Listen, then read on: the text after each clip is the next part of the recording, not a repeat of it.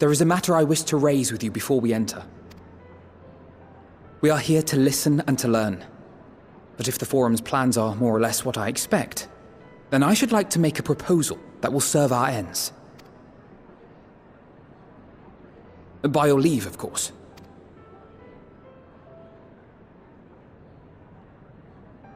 I don't see why not. Your words and wits have gotten us this far. Agreed. I will present our queries so that you may consider the most advantageous way to advance your proposal without distraction. Thank you, everyone. If I may have your attention, the ad hoc session will now commence. The purpose of today's assembly is to brief the Scions of the Seventh Dawn, at their request, on the Great Exodus. You may enter.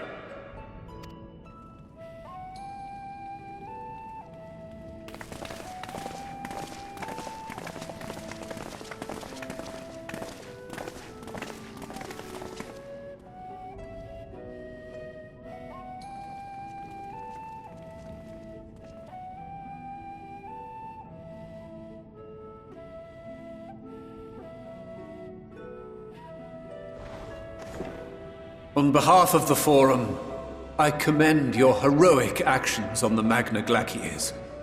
We shall not soon forget your service to us and the people of Radzat-Han. The Satrap, whom we have informed of the refugees' new arrangements, sings your praises as well. As an expression of our gratitude, we will endeavor to answer your questions as fully and openly as we are able.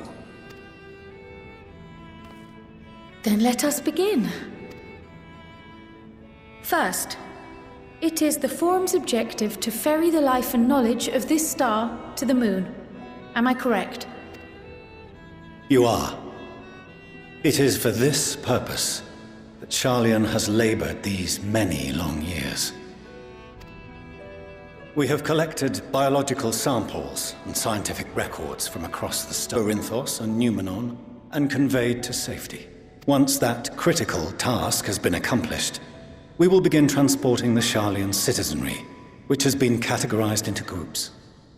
The earliest arrivals are to ensure hospitable environs for those who come after.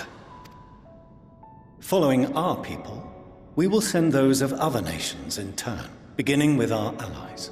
Radzat-Han was foremost among these, but since the final days have already come to Thavnair, we saw fit to include the refugees with earlier groupings. An ambitious plan. You have accounted for the safety of all nations and tribes, then? As many as we can. And how, pray tell, do you decide who to leave behind? To journey beyond the sky is an unprecedented and immeasurably difficult endeavor. Introducing sources of inevitable conflict would condemn all to certain death.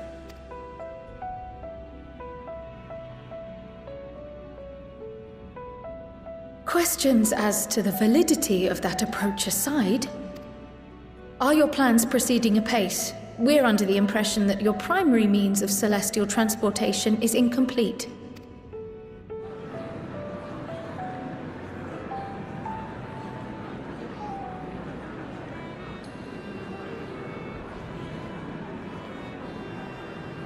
If only in that it does not meet our optimal parameters, that is correct. This Ark, as some have taken to calling it, is fully operational and could be launched even today. However, the final days have progressed more quickly than we anticipated. At present, the ship is incapable of attaining speeds sufficient to meet our evacuation targets. Should we put the vessel into service, as it is now, we will be unable to travel to the moon and back quickly enough to complete the necessary number of trips. Precious lives and knowledge will be lost. Seven hells. Is there anything to be done? The ether burner, the primary means of propulsion once the craft is in the space between stars, is undergoing testing to determine whether it can be made more efficient. Though cargo is being loaded for the initial phase of the Exodus, we are prepared to continue our experimentation up to the day before launch, should it prove necessary.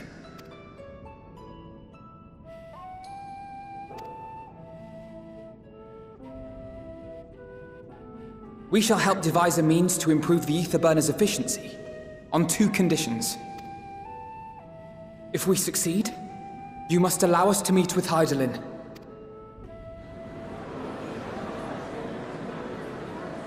"'Twas simple enough to deduce. You have a Concord, and so you would never have abandoned the anti-tower had you no other means of communication. One far more convenient, I suspect.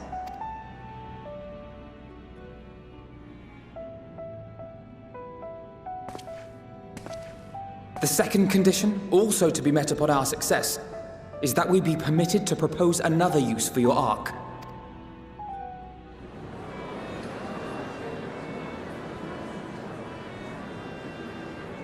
We would be at liberty to refuse this proposal. Of course. If we cannot prove its merit to the 99 here, who are we to stake on it the lives of all peoples of this star?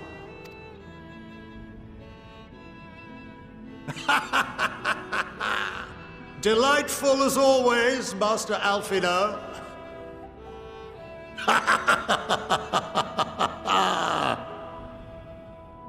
Oh, we couldn't have asked for a finer plan.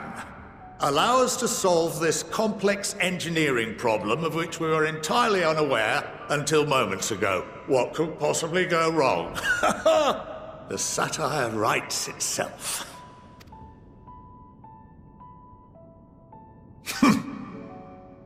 Yet, what field has not benefited from a change in perspective? When we are at wit's end, what we need is not the same dry theories recited ad nauseam, but fresh inspiration.